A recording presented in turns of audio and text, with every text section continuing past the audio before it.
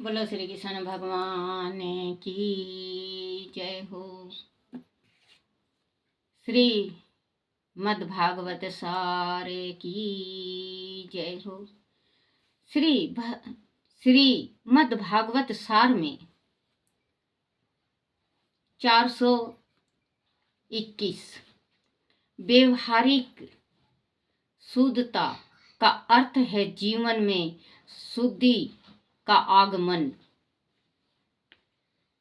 422 संयम सदाचार यम उत्तम संस्कारों से शांति मिलती है। संपत्ति से शांति नहीं मिलती। संपत्ति से शांति नहीं मिलती। संपत्ति से विकार वासना बढ़ते हैं। बच्चों, एक बात और आपसे कहना चाह रही हूँ। आज मैं 3 बजे अपना आँख दिखाने जाऊंगी। 3 बजे बुलाया है डॉक्टर, क्योंकि मैं 7 दिन पहले गई थी। जब आपको मैं पहले कह चुकी हूँ कि मैं आँख बनवाऊंगी, तो मैं आँख दिखाने गई थी तो मेरे एक आँख में बहुत ज़्यादा पानी भर गया है और दूसरे आँख में कम पानी है। तो उस आँख का डॉक्टर ऑपरेशन करने के वास्ते मना कर रहा था। तो मैं बोली कि कोई दवाई ऐसा हो जो कि पानी सूख जाए और मेरा आँख बना दो डॉक्टर साहब। मैं भागवत गीता पढ़ती हूँ। तो उन्होंने 7 दिन का दवाई दिया था। तो 7 दिन, कल 7वां 8वां दिन है मुझे, तो काल में जाऊंगी। बच्चों, अगर आपको थोड़ा सा भी मेरे से ममता हो और दादी माँ से प्रेम हो तो परमात्मा से जरूर प्रार्थना करना कि मेरा आँख बन जाए। और हे मेरे कान्हा, हे मेरे कन्हैया, हे मेरे बंसी वाले, हे मेरे भाई, आप भी मेरा साथ देना जो मेरा आँख बन जाए। नहीं तो एक आँख से तो बच्चों संसार, आधी दुनिया, एक साइड का तो खत्म ही हो जाता है। तो बच्चों, और एक बात और बच्चों, क्योंकि अगर मेरा आँख बनता है, वैसे तो मैं बोल के बता दूंगी आपको बच्चों कि मेरा आँख बन गया है, आप लोगों की प्रार्थना परमात्मा सुन लिया है, मैं जरूर बताऊंगी आपको, ऐसे कहूंगी। और अगर आँख बनता है बच्चों, तो जो 15 दिन 1 महीना, वो तो आप लोगों को सबको पता है कि आँख बनने के बाद कब तक नहीं देखना। मुझे तो नहीं पता बच्चों, क्योंकि मैं हमारे घर में मैं पहले ही दफे मैं आँख बनवा रही हूँ। तो डर भी लग रहा है मुझे कि आँख बनेगा, कैसे होगा कैसे नहीं होगा। तो कितने दिन डॉक्टर मना करेगा चश्मा नहीं लगाना या देखना नहीं है या गीता नहीं पढ़ना है। तो बच्चों, अगर जैसे आज मैं 2 अध्याय पढ़ लूँगी, 2 अध्याय, एक आज का एक कल का पढ़ूंगी मैं इसमें। तो बच्चों, आप इसको सुनना। और बच्चों, आप जो मैं पीछे डाली हूँ उसको देखते रहना। आपको वैसे मतलब मैं कुछ ना कुछ किस्सा कहानी, अपने जीवन की कहानियाँ, अपने कुछ ना कुछ एक दो मैं अपनी बिना पढ़े कुछ ना कुछ जो थोड़ा मोड़ा परमात्मा ने ज्ञान दे रखा वो जरूर मैं आप तक लाती रहूंगी। और बच्चों, मुझे माफ़ कर देना है मेरे कान्हा, आप भी माफ़ कर देना अगर मेरी आँख बनती है तो बच्चों, क्योंकि आँख तो बहुत ज़रूरी है। आँख बनती हो तो बच्चों, मैं जितना दिन है, 15 दिन 20 दिन 1 महीना, कितना दिन नहीं वो करना है। तो आप लोग बच्चों मुझे भुला मत जाना। आप लोग जैसे प्यार दे रहे हो, अभी 400 500 300 400 जने देखते हो, मुझे बहुत खुशी होती है। 200 250 300 ऐसे ही आप बने रहना बच्चों। और मेरा आशीर्वाद बच्चों, आप लोगों के, मैं माता रानी से यही प्रार्थना करूंगी कि हे मेरी माँ, हे मेरी शक्ति, इस संसार को सुखी रखना। और मेरा आशीर्वाद आप लोगों तक जाए। जो आप लोगों की मनोकामना हो बच्चों, आप लोगों का एक महीना भीतर मनोकामना अच्छाई पूर्ण हो जाए। और अगर कोई गलत सोचे तो वो ना हो, क्योंकि बच्चों देखो, गलत भगवान भी साथ नहीं देता, गलत में मैं भी नहीं देती। हाँ, अच्छाई का अगर आप लोगों के जो मन में हो, माता रानी शक्ति जरूर पूर्ण करेगी। बोलो श्री कृष्ण भगवान की जय हो। 423 422 संयम सदाचार एवं उत्तम संस्कारों से शांति मिलती है, संपत्ति से शांति नहीं मिलती। संपत्ति से विकार वासना बढ़ते हैं। जिस पे संपत्ति है बच्चों, उसका मन भटक जाता है। जिस पे दौलत है वो गलत काम कर देता है, अपने आके माता पिता से कहता है तो उनके मतलब माता पिता कुछ ना कुछ कह के उनको राह दे देते हैं छुटा के। तो बच्चों, संपत्ति का सदुपयोग करो, दुरुपयोग कभी मत करना। जिसने भी संपत्ति का दुरुपयोग किया है, माँ लक्ष्मी उससे रुष्ट हो जाती हैं। 422 423 वासना के अधीन हुए मनुष्य को विलासी जीवन पसंद होता है। जो विलासी जीवन बिताता है उसे ईश्वर के स्वरूप का बोध नहीं होता, वह कभी ईश्वर को पहचान नहीं सकता। मनुष्य की एक एक इंद्रियां की विषय भोग की लालसा बढ़ती है, ईर्ष्या भी आती है, किंतु टिकती नहीं। विषयों के आनंद स्वरूप बहुत दुख होता है। 424 बालक भगवान का ही बाल रूप है, उनका अपमान कभी मत करो। जो बच्चा होता है छोटा, 1 दिन से लेके 3.5 साल तक बच्चे बाल रूप श्री कृष्ण के होते हैं। उनको कहीं कहीं देखने में आया है ना बच्चों, जैसे सास बहू की लड़ाई हो जाती है, सास बहू की लड़ाई हो जाएगी तो अपने पोता पोती को चोटी भर लेंगे, चिमटी कहते हैं, चोटी भर लेंगे, उनको थपड़ा देंगे, उनको मतलब वो बोल नहीं सकते, वो बच्चे हैं, वो बोल नहीं सकते। लेकिन मैंने कई जगह देखा है ऐसा स्टोरी, मैंने एक जगह नहीं कई जगह देखा है। सास बहू की लड़ाई होगी या बेटा माँ की लड़ाई होगी तो उनके जो छोटे बच्चे हैं बाल गोपाल, जैसे अगर 6 महीना की भी हुए, 8 महीना के भी, साल के भी हुए, तो ऐसे मैंने सास देख रखी कि उसको चोटी भर लेती हैं या उनको किसी चीज से परेशान करती हैं। ये बात बिल्कुल गलत होता है। 1 दिन से लेके 3.5 साल तक बच्चा बाल गोपाल होता है। आप जैसे अपने पुत्र को प्यार किए हो, अपने पुत्र को प्यार किए हो, वैसे ही पोता पोती को, क्योंकि कहते हैं मूल से ब्याज बहुत ज्यादा प्यारा होता है ना बच्चों, मूल से ब्याज प्यारा होता है। बेटा से पोता ज्यादा प्यारा होता है और पोता दादी को बहुत ज्यादा प्यार करता है। तो बच्चों कहते हैं कि पोता दादी बहुत ज्यादा प्यारे होते हैं। ये समझने वाले के वास्ते और सोचने वाले के वास्ते होता है। भाई आपस में लड़ाई है, आप अपना सुन दो, बच्चों के से क्या कहना। बच्चे से ये कह देंगे चल भाग यहाँ से, तेरी माँ लड़ी है, खाना नहीं देना, पानी नहीं देना, ये गलत बात होती है। 424 बालक भगवान का ही बाल रूप है, उसका अपमान कभी मत करो। 425 बालक निर्दोष होता है, बचपन में उसे सुस्कारी, मतलब सुस्कारी इसमें लिखा है, संस्कारी है। इसमें जो लिखा हुआ है गलत हो जाता है बच्चे, हमसे भी गलत हो जाता है।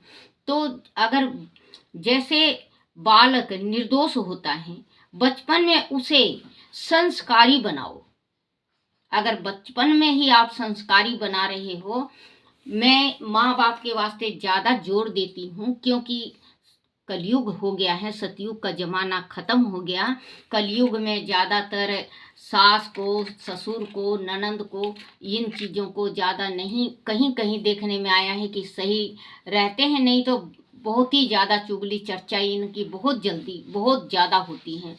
बहू को मौका लगेगा तो सास की चुगली, सास को मौका लगा तो बहू की चुगली होती रहती हैं। तो बच्चे को अगर आप बड़े हो और आप अपने माता पिता की सेवा कर रहे हो, दादा दादी हैं उनकी सेवा कर रहे हो, वो बच्चे देख रहे हैं कि मेरे पिताजी दादा दादी की भी सेवा कर रहे हैं, माँ हमारे दादा दादी की भी कर रहे हैं, अपने दादा दादी की भी कर रहे हैं। हम कल वो बड़े होके वो कितने भी पढ़े लिखे हो जाए, कितने भी बड़ा नौकरी लग जाए, लेकिन दोनों टीम आके जाते वक्त ऑफिस में पैर छुएंगे और ऑफिस से आते वक्त उनका पैर छुएंगे, आशीर्वाद लेंगे, क्योंकि ये गुण आपसे सीखे हैं। अगर आप अपने माँ बाप को लात मारते हो तो आप एक बार लात मारोगे, वो 10 बार लात मारेंगे। ये सोच लेना बच्चों, कच्ची मिट्टी है अभी, आपके बच्चे कच्ची मिट्टी हैं। जैसे भी देखो, कोई कोई बच्चा चाहे पुरोहित चला जाए, चाहे ब्राह्मण आ जाए, चाहे बड़े छोटे आ जाए, राम राम नहीं करते बच्चों, नहीं करते ना, राम राम नहीं करते आप, क्योंकि उनको सिखाए नहीं हो, वो बड़े हो गए हैं। अब आप ये कहोगे कि उन राम राम करना बेटा, कर रखा, ये जवाब मिलेगा। अगर आप छोटेपन से आप सिखाते हो, आजकल तो फोन चल गया है, 2-3 महीना में बच्चे फोन उठाने लगे, क्योंकि फोन दोगे ये बोलते हैं। तो बच्चे को सिखाओ, जिस टाइम फोन भी दो उस टाइम भी राम राम नानी करो, राम राम मामा, राम राम दादी, राम राम पापा। सुबह उठो राम राम, क्योंकि राम राम में वो ताकत है कि बिना ही जपे माला जप जाता है इंसान। अगर आप मान लो सड़क पे चल रहे हो, आप अपने छोटा पोता या पोती का उंगली पकड़े हो, आप कोई आ रहा है सामने से, आपने कहा राम राम जी, उस पोते ने और पोती ने सुना है कि मेरा दादा देखो छोटा था वो राम राम करा है। कल वो छोटे बड़े नहीं देखेंगे, वो जिसको भी देखेंगे राम राम करेंगे। अपनी माँ से राम राम, दादी से, क्योंकि हम अपने बच्चों को ये तमीज सिखाए हैं, सुबह उठे राम राम, सारे छोटे हों बड़े हों, हर एक जो बच्चे हैं हमारे, वो हमसे राम राम, राम राम बेटा बना रखे परमात्मा। क्योंकि जो मैं हूँ, दादी हूँ, अब मुझे राम राम करेंगे तो मैं 100 आशीर्वाद दूंगी ना बच्चों। तो आशीर्वाद निकलता है मुंह से, आत्मा से, रूंग रूंग से। जिस टाइम पोता पोती या बेटी या बेटा या बहू राम राम करते हैं, उस टाइम हमारा रूंग रूंग खिल जाता है, बिल्कुल हमारा रूंग रूंग खिल जाता है कि देखो आदर मिला। क्योंकि इस संसार में कोई रुपए नहीं खाता बच्चों, नोट पानी कोई नहीं खाता, अन्न खाते हैं। लेकिन जहाँ पे मान होता है ना, वहां पे सूखी रोटी भी घी के बराबर लगता है।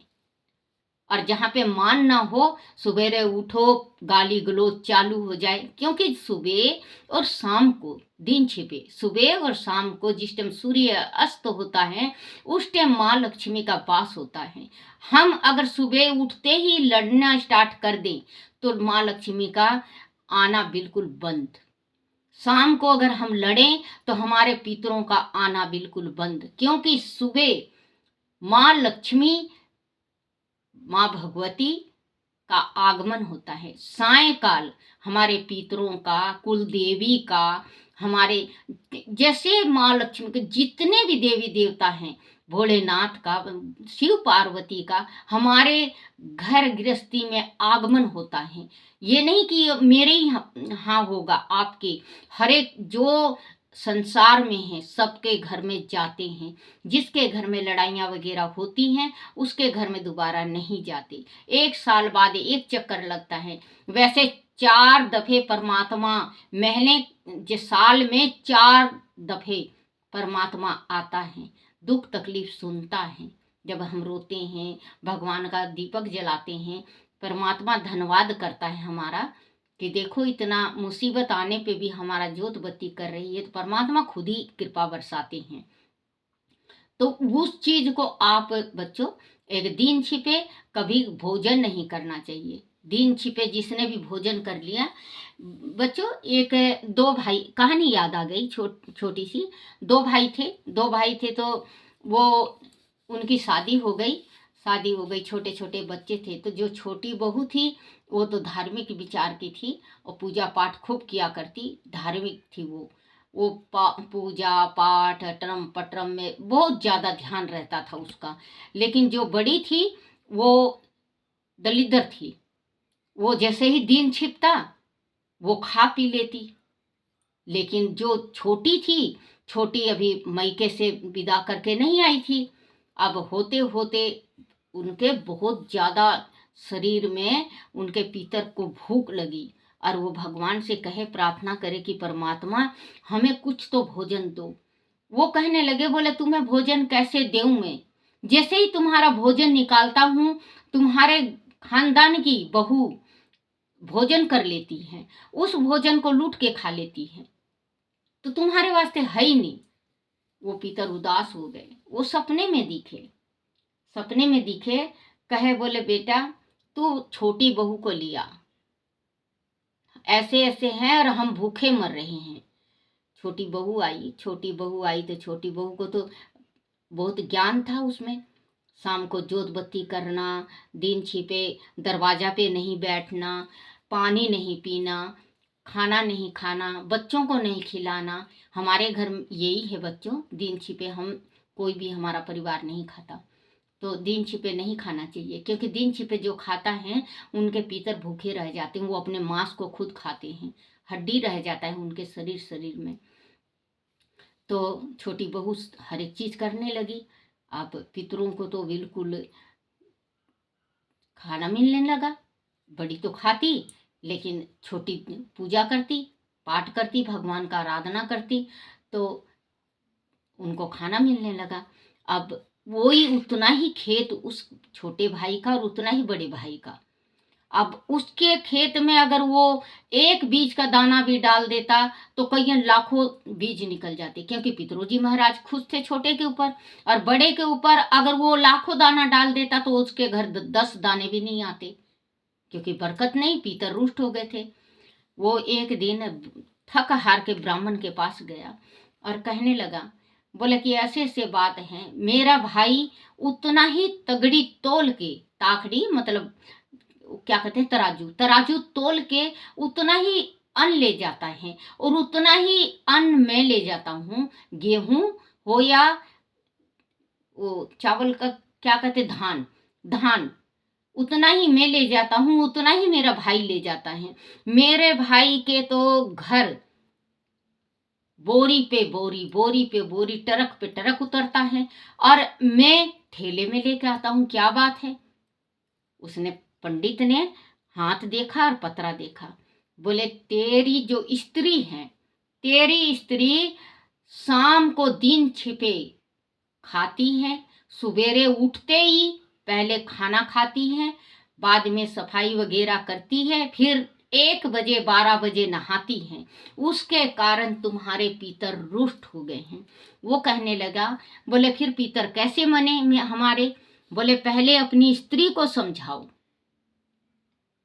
वो अगर मान जाए, तुम्हारी स्त्री हला में मानेगी नहीं, देखो मना के देखो, वो मान जाए तो आपको एक काम करना है कि एक, जैसे कि सूर्य देवता प्रत्यक्ष देवता हैं, पितरों का अगर अर्पण करो सूर्य पे तो पितरों को तुरंत मिलता है।